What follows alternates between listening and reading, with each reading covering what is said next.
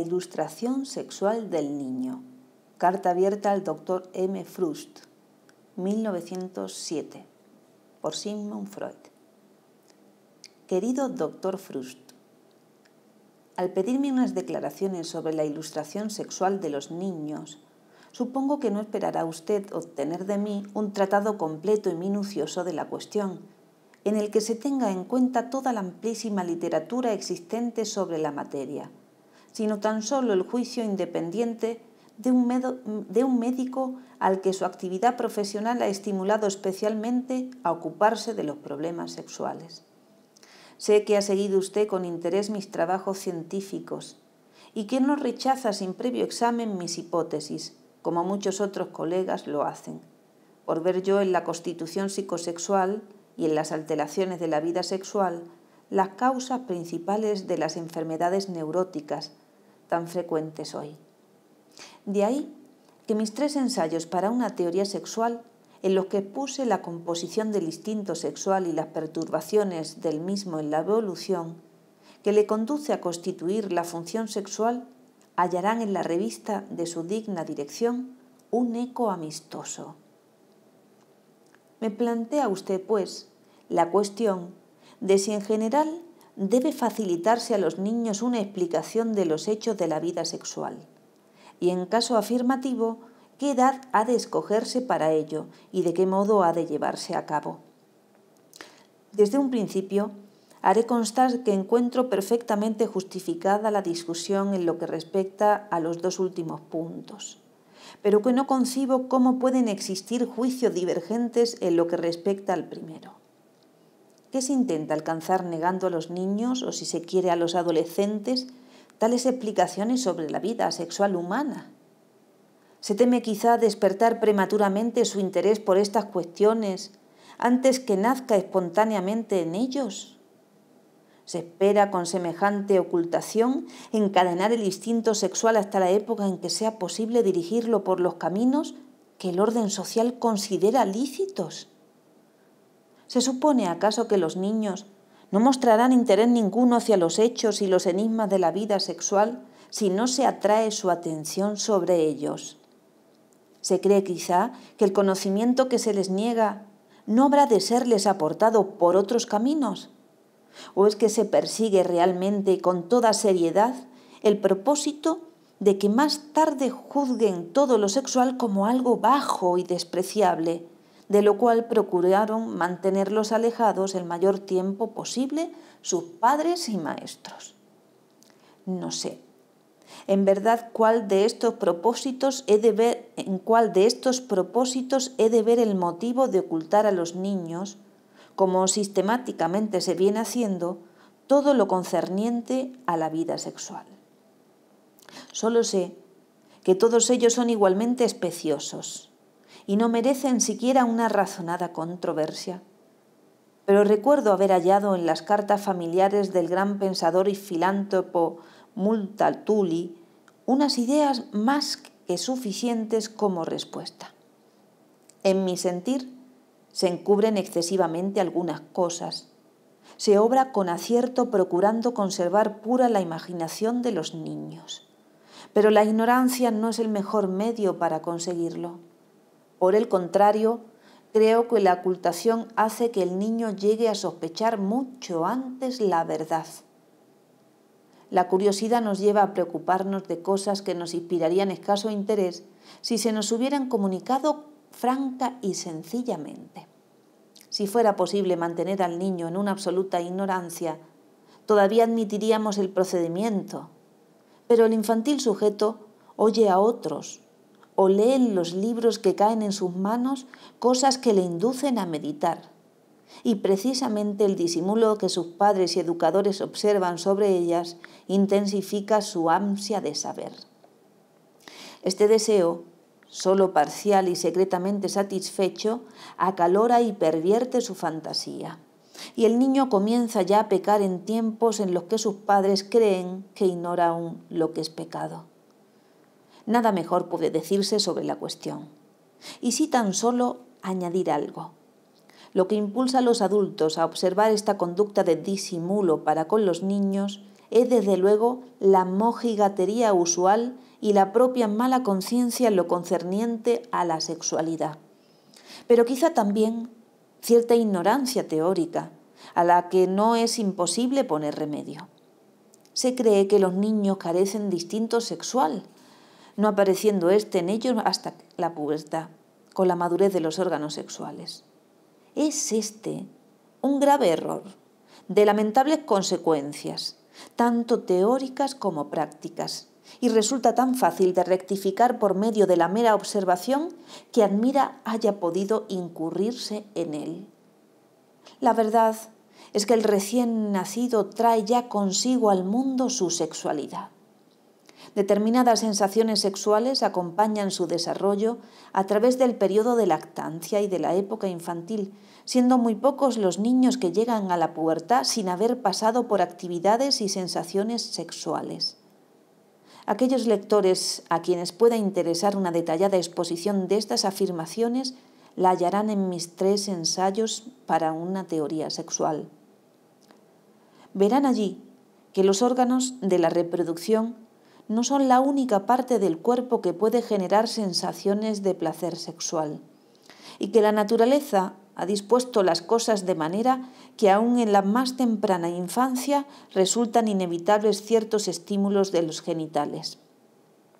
Esta época de la vida individual, en la cual el estímulo de distintos lugares de la epidermis, las zonas erógenas, la acción de ciertos instintos biológicos y la excitación concomitante a muchos estados afectivos engendran cierta magnitud de placer, innegablemente sexual.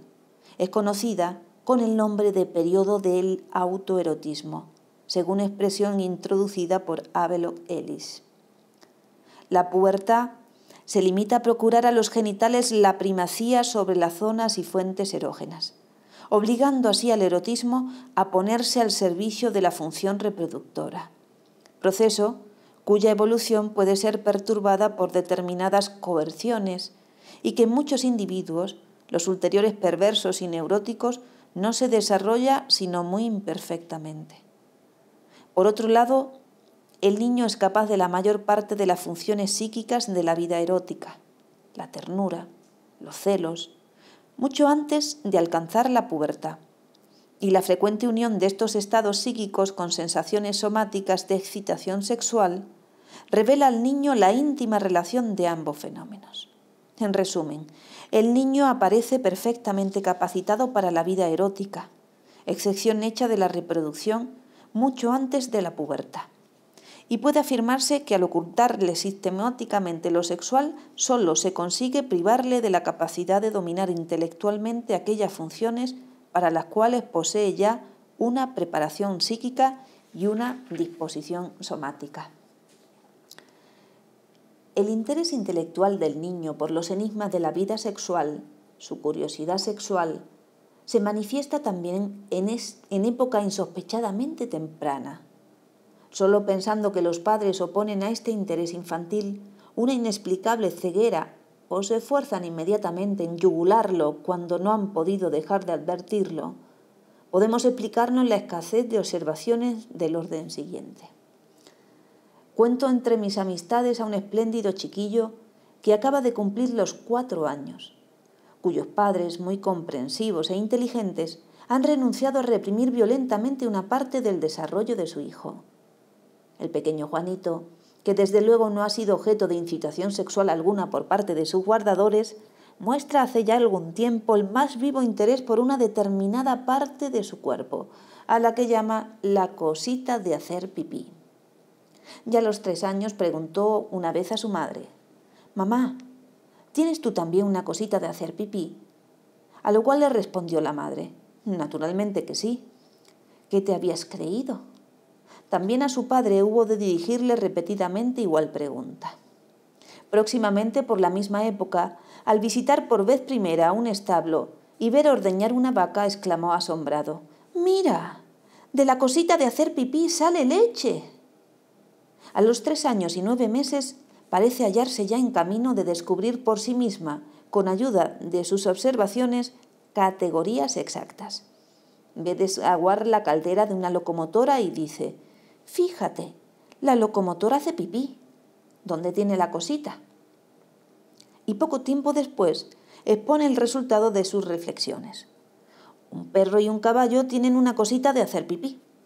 Una mesa, una silla, no. Hace poco ha presenciado el baño de una hermanita suya, nacida una semana antes, observando. ¡Qué pequeña tiene aún la cosita!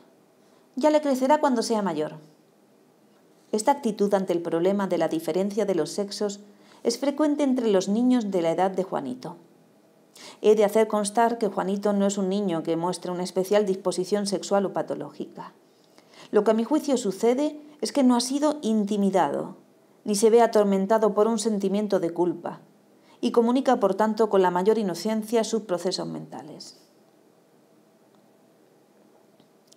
El segundo grave problema que se plantea al pensamiento infantil, aunque ya en años posteriores es del origen de los niños, suscitado generalmente por la aparición indeseada de un hermanito o hermanita. Es esta la interrogación más antigua y ardiente de la humanidad. Aquellos que han aprendido a descifrar el oculto sentido de los mitos y las tradiciones la sienten palpitar ya en el enigma que la esfinge tebana propone a Edipo. Las respuestas habituales en la nursery hieren el honrado instinto de investigación del niño, defraudando por vez primera su confianza en sus padres. A partir de ahí, comenzar a desconfiar de los adultos y a ocultarles sus pensamientos más íntimos. El pequeño documento que a continuación transcribimos demuestra cuán atormentadora puede llegar a ser esta ansia de saber, aún en niños ya mayores. Trátase de una carta de una niña de 11 años y medio, huérfana de madre, que ha discutido largamente la cuestión con su hermanita menor. Querida tía Mali, hazme el favor de inscribirme contándome cómo has tenido a Cristina o a Pablito. Tú tienes que saberlo, puesto que estás casada. Hemos discutido mucho anoche hablando de esto y queremos saber la verdad, pero no tenemos a nadie más que a ti a quien poder preguntar. Cuando vienes a Salzburgo, no podemos comprender, querida tía Mali, cómo trae la cigüeña a los niños. Trudel cree que los trae vestidos solo con una camisita. Quisiéramos saber también si los recoge del estanque. ¿Y por qué cuando nosotros vamos al estanque no vemos nunca en él ningún niño?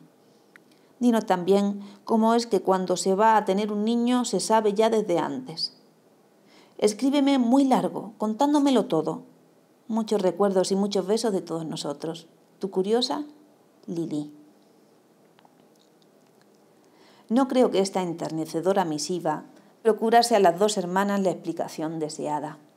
La mayor enfermó posteriormente de aquella neurosis que se deriva de las interrogaciones inconscientes no contestadas.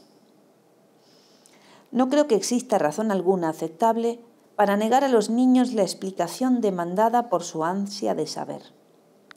Ahora bien, si el propósito del educador es impedir cuanto antes que el niño llegue a pensar por su cuenta, sacrificando su independencia intelectual al deseo de que sea lo que se llama un niño juicioso, el mejor camino ciertamente es el engaño en el terreno sexual y la intimidación en el terreno religioso. Los sujetos de naturaleza más enérgica rechazan, desde luego, tales influencias y adoptan ante la autoridad de los padres una actitud de rebeldía, que luego mantienen a través de toda su vida con respecto a cualquier otra autoridad. En general, cuando los niños se ven negadas aquellas explicaciones que demandan de los adultos, prosiguen atormentándose en secreto con tales problemas y construyen tentativas de solución, en las cuales la verdad sospechada aparece mezclada con grotescos errores, o se comunican unos a otros sigilosamente sus descubrimientos, en los cuales el sentimiento de culpabilidad del infantil investigador imprime a la vida sexual el sello de lo repugnante y prohibido. Estas teorías sexuales infantiles serían muy merecedoras de colección y estudio.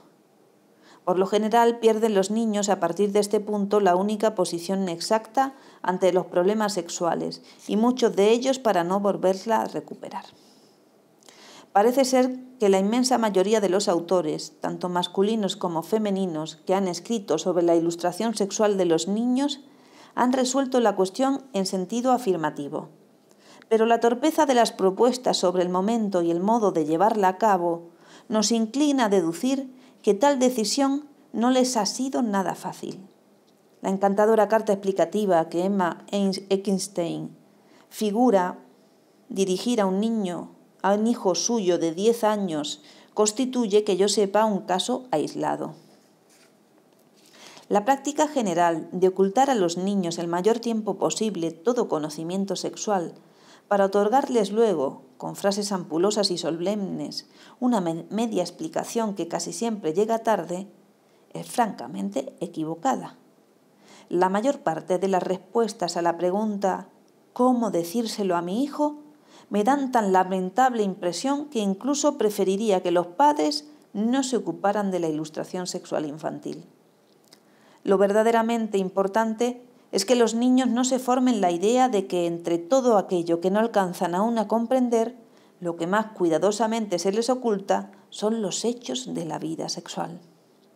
Para conseguirlo así es necesario que lo sexual sea tratado desde un principio en la misma forma que cualquier otro orden de cosas dignas de ser sabidas.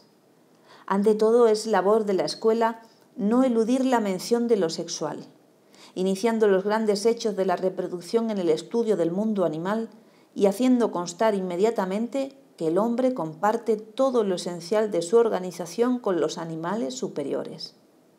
Si el ambiente familiar no tiende a intimidar el pensamiento infantil, no será raro oír frases como la siguiente. Sorprendida por mí en una conversación entre un niño y su hermanita, pero ¿cómo puede creer todavía que la cigüeña trae a los niños pequeños? Te han dicho ya que el hombre es un mamífero, y supongo que no creerás que también a los demás mamíferos les trae la cigüeña a sus crías. De este modo, la curiosidad del niño no alcanzará nunca un alto grado si en cada estadio de la enseñanza encuentra su correspondiente satisfacción. La explicación de las características puramente humanas de la vida sexual y de la significación social de esta última podrían darse entonces al término de la primera enseñanza. Esto es, al cumplir el niño los 10 años. Por último, el momento de la confirmación sería el más apropiado para explicar al niño, al corriente ya de lo somático, las obligaciones morales enlazadas al ejercicio del instinto. Tal ilustración gradual, no interrumpida en época alguna e iniciada y por la misma escuela primaria, me parece ser la única adaptada al desarrollo del niño y evita así todo posible peligro. La sustitución del catecismo por un tratado elemental de los derechos y deberes del ciudadano, llevada a cabo por el Estado francés, me parece un gran progreso en la educación infantil. Pero esta instrucción elemental resultará aún lamentablemente incompleta si no incluye lo referente a la vida sexual. Es esta una laguna cuya desaparición deben tender los esfuerzos de los pedagogos y los reformadores. En aquellos estados que han abandonado la educación en manos de las órdenes religiosas, no cabe naturalmente suscitar la cuestión. El sacerdote no admitirá jamás la igualdad esencial del hombre y el animal, pues no puede renunciar al alma inmortal, que le es precisa para fundar en ella la moral. Queda así demostrado una vez más cuán necio es poner a un traje destrozado un remiendo de paño nuevo, y cuán imposible llevar a cabo una reforma aislada sin transformar las bases del sistema. Hemos leído el texto La ilustración sexual del niño, de Sigmund Freud, escrito en el año 1907. Cada martes a las 10:15 de la noche, en hora española, tienes una cita con La Sexualidad Femenina Radio. Encuéntranos en YouTube, en Facebook o en Spotify. Participa con tus preguntas y comentarios en este espacio dedicado al psicoanálisis y a la sexualidad femenina. Por amor, un domingo fui a votar, después tuve sarampión. El lema de Grupo Cero es: si somos más, podemos ser mejores. Cada semana quedamos, conocemos a poetas, nos intercambiamos, reflexionamos juntos, siempre en buena compañía. Para leer, aprender a leer y escribir poesía es un reto muy bonito. Nos encontramos una vez a la semana y la verdad es que está muy bien. Como dicen los poetas, cuantas más palabras se tengan, mejor se vive. Poco a poco vamos construyendo una visión y una propia voz, incluso poética. La poesía es la verdadera historia de los pueblos. Voy perdiendo la vergüenza al expresarme, porque también el grupo hace que se soporte eso. A mí el taller de poesía me encanta. Os recomiendo bastante. Si todo está destruido, no caben dudas. La única posibilidad es poética. Es una experiencia nueva.